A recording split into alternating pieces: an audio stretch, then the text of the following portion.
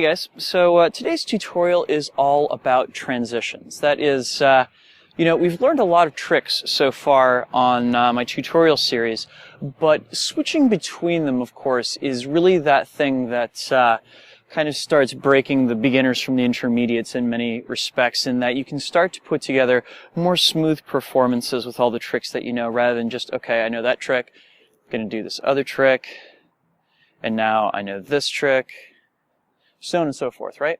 Now, when it comes to doing transitions between tricks, there's one way that a lot of us kind of fall into in our first year or two of spinning, and good God, I was so guilty of this when I first started spinning, where, say, you've got a move that has a particular timing and direction with the poi, like, say, a waist strap like this, and you think, okay, I'm going to go to something that's got a similar timing and direction to it, something that feels kind of similar, in which case, I'm going to go up to a windmill, right? And of course, the poi are still in split time, same direction, so this feels like a very natural transition, and it's something that the audience will absolutely perceive as being two things that are similar, kind of working together, right? And likewise, I can go into my giants from here, so on and so forth, right? But then we get to thinking, oh, well, what if we try all transitions like this? So say I'm kind of playing around with these tuck turns and everything, I'm like, okay, I want to go to thread the needle from here. And you're kind of like, well, you know what?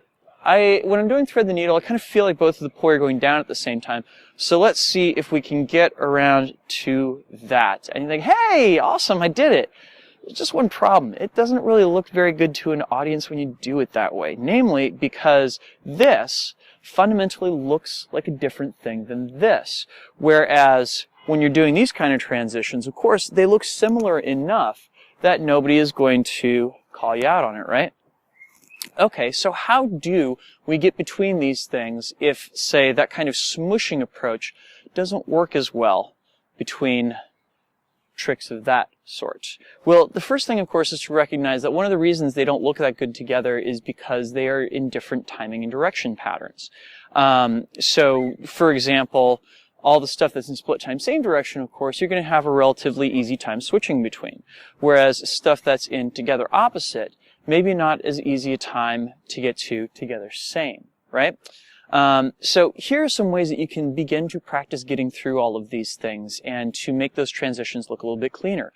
Ironically enough, that whole thing that we do when we first start off, where we're just like, okay, I know this move, and I'm going to stop for a second, and I know this other move, I'm going to stop for a second, and I'm going to do this other move, is actually not that far off of what we currently do for technique in terms of getting between stuff. We just do it in a way that's a little faster and a little cleaner, right? If you've already seen my tutorials on stalls and pendulums, they're about to become very, very important, and I'll go ahead and link to them in the annotations here. But say I start off in together same like this, which is, you know, what you want for doing things like tuck turns and real turns and things like that. And then I want to switch to that thread the needle. Well, what is a good way to do it? Well, my personal preferred way is through a stall, and that is I'm going to pick one hand, my right hand in this case, and I'm going to do a down stall with it. Now here's the trick. Do you see how my left hand poi is still moving, whereas my right hand poi has stopped moving? Now the next time I feel that left hand poi going up, I'm likewise going to pull my right hand poi up. And now I have access to that thread the needle. So if I do that really rapid fire, say I'm doing all this business, and I switch, it looks so much cleaner than if I was, say, over here and kind of tried to smush those two things together, right?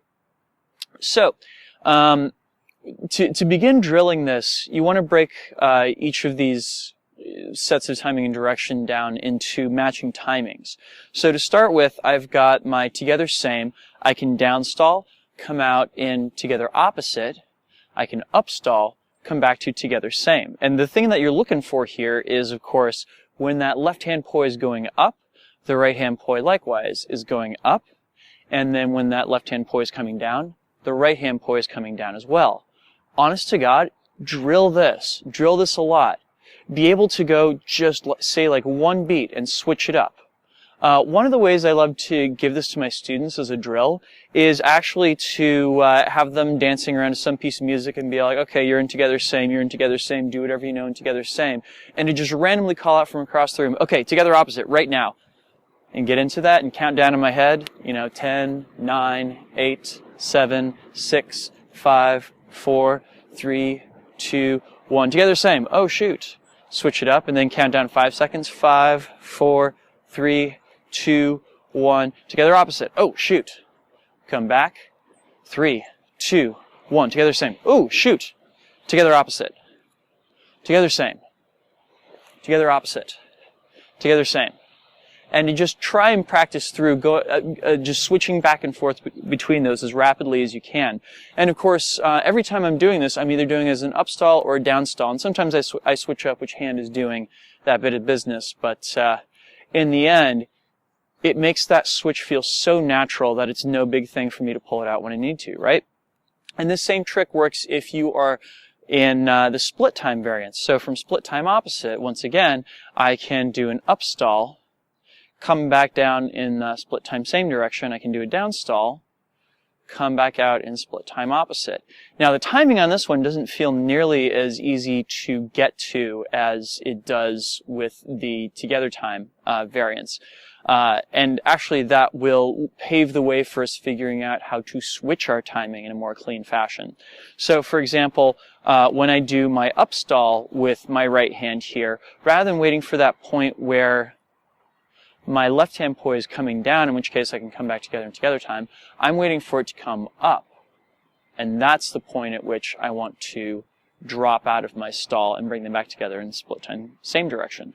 And likewise, I can do that downstall, and I wait for that time at which it feels like the poi is on its way down, and that's when I pull out of it into split time opposites, right? You can also do this with pendulums if you want to. So in together same, I can just let my right hand poi kind of not get above my hand and just drop it straight back into the pattern, and it accomplishes the exact same thing as the stall, right? So likewise, I just let it come up but don't let it go over. They both drop at the same time. I let it come up but don't come over. They both drop at the same time. And that's another great way that you can switch the direction, right? Now what about if you want to switch the timing? Well, this one gets a little bit trickier, and suffice it to say that once you get into things like anti-spin flowers and polyrhythm hybrids, it gets much easier. But if you're just at the start, here's the best way I know to get between them. And that's to actually fake that with a stall, right? So instead of waiting, if you're in together same like this and you stall down, waiting for that moment when the poi goes up would get you to a thread the needle and together opposite, right? But if instead I waited until the poi were on its way down, I've now switched into split time opposites, right? So, for example, if I'm playing around in together same, I have that choice of whether I'm going to come out of it after that stall into this thread the needle, or if I'm going to come out of it in split time opposites like this, right? And of course you have those same options if, say, you're talking about even, let's say you were playing around in thread the needle like this and you wanted to get to split time same direction, in which case you could just go up and hang out getting out of that stall until you could switch your phasing on it, right? And all that that means is that you're hanging onto the stall about a half a beat longer than you think you ought to. That's all there is to it. I know that the methodology on this one is kind of weird. You really have to feel your way through it, but I promise you that this is going to make your transitions between moves look a whole lot cleaner than just trying to find the best ways to smoosh them together like that, right?